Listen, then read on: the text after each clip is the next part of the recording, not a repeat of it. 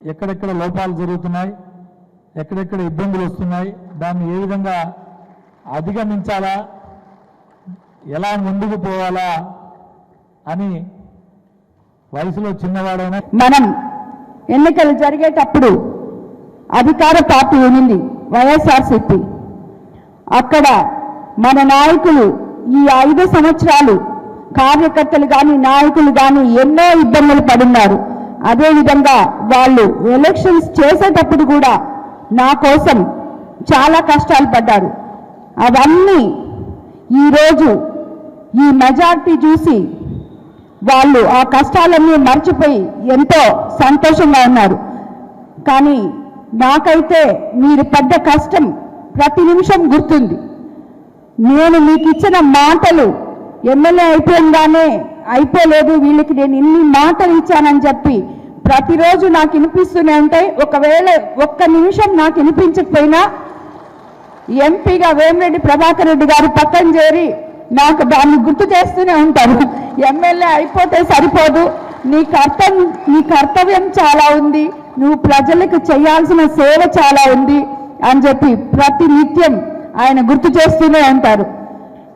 కాబట్టి ఇవన్నీ నేను గుర్తుపెట్టుకొని మీకు ఇచ్చిన మాటలు ఎక్కడ ఒమ్ము చేయనని చెప్పి మీరు ఏ నమ్మకంతో నన్ను గెలిపించారో అదే నమ్మకంతో కోవూరు నియోజకవర్గ అభివృద్ధి మీ అందరితో కలిసి తీసుకొస్తానని చెప్పి మీ అందరికీ మరోసారి మాటిస్తున్నాను.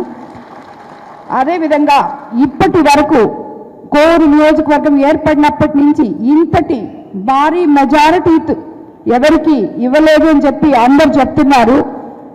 అది నిజమే కూడా. కాబట్టి ఇదంతా మీరు పడ్డ కష్టం అని చెప్పి ఈ మెజార్టీకి ఒక వ్యక్తి 2 వ్యక్తులు పనిచేస్తే వచ్చింది కాదు, మీరందరూ ప్రతి ఒక్కరూ పనిచేశారు. కాబట్టే నేను 54,000 పైచిలకు మెజారిటీతో గెలవగలిగానంటే ఇదంతా మీ కష్టం. అందరి ముందు ఈరోజు ఇంత మెజారిటీతో గెలిచి మీ అందరినీ చూస్తుంటే కూడా ప్రతి ఒక్కరూ కష్టపడ్డారు. ప్రతి ఒక్కరు కష్టమే ఈరోజు మా మెజారిటీ కూడా.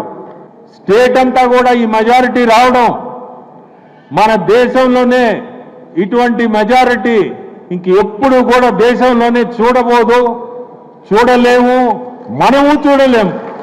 మీ అందరికీ కూడా చెప్తున్నా, ప్రతి ఒక్కరు కూడా ఇంకెవరున్నా పేర్లు నేను మర్చిపోయి ఉన్నా ఏమనుకోవద్దు. ప్రతి ఒక్కరు మీరందరూ చేస్తేనే ఈరోజు మేము ఇక్కడి దాకా వచ్చాం. సో మీ అందరికీ మళ్ళీ కూడా ఒకటే చెప్పేది, మనకిద్దరు మంత్రుల నుంచి ఉన్నారు. దాంట్లో మన 2 మంత్రులు సీనియర్లు. ఒక అతనైతే 24 గంటలు పనిచేసే మనిషి, ఇంకొక అతను అనుభవం ఉన్న మనిషి. 24 గంటలు పనిచేసే మనిషి ఎవరంటే మీ అందరూ తెలుసు, నారాయణ గారు. ఆయనకి నిద్ర అనేది అవసరం లే. రెండో ఆయన మన రామనారాయణ రెడ్డి గారు, ఆయనకి అనుభవం ఉంది. ఎప్పుడో 83లోనే మంత్రి అయి ఉన్నాడు. సో ఆ అనుభవం ఖచ్చితంగా పనిచేస్తుంది. మన జిల్లాకి వీళ్ళిద్దరూ ఉండడం కూడా మన అదృష్టం. ఎందుకంటే ఖచ్చితంగా మనం ఏది తీసుకుపోయినా వాళ్ళ వంతు వాళ్ళు చేయగలిగింది చేస్తారు. మీరు టౌన్లోనే తీసుకోండి, కార్పొరేషన్లోనే నారాయణ గారు ఉన్నప్పుడు 5 సంవత్సరాల నాడు ఎంత అభివృద్ధి చేసి ఉన్నాడు మన సిటీకి. ఆయన ఏ రోజు ఈ పార్టీ మారిందో, మన వైఎస్ఆర్సీపీ వచ్చిందో, కంప్లీట్ 90% ఈ డ్రైనేజీది ఇవన్నీ క్లోజ్ డ్రైనేజ్ సిస్టమ్ 90% పూర్తి చేసింది. 10% కూడా చేయలేకపోయారు. అటువంటి వ్యక్తి, 24 గంటలు పనిచేసే వ్యక్తి మనకి నిజంగా కూడా చాలా అదృష్టం. రామనారాయణ అన్న పట్టుబట్టాడంటే ఖచ్చితంగా సాధించే కెపాసిటీ ఉంది, అనుభవం ఉంది. ఖచ్చితంగా మనం మా బోటోళ్ళు వీళ్ళని సలహా పోయి అడిగినా తప్పు లేదు, ఎందుకంటే అన్ని విధాలా పెద్ద. సో ఇది కూడా మనకు అదృష్టం. చంద్రబాబు నాయుడు గారు మనకి 2 మంత్రులు ఇవ్వడం, మనం రేపు అభివృద్ధి కూడా, నాకు పార్లమెంటు కూడా నాకు ఈ అవసరం, అట్నే కోర్ కాన్స్టిట్యున్సీకి అవసరం.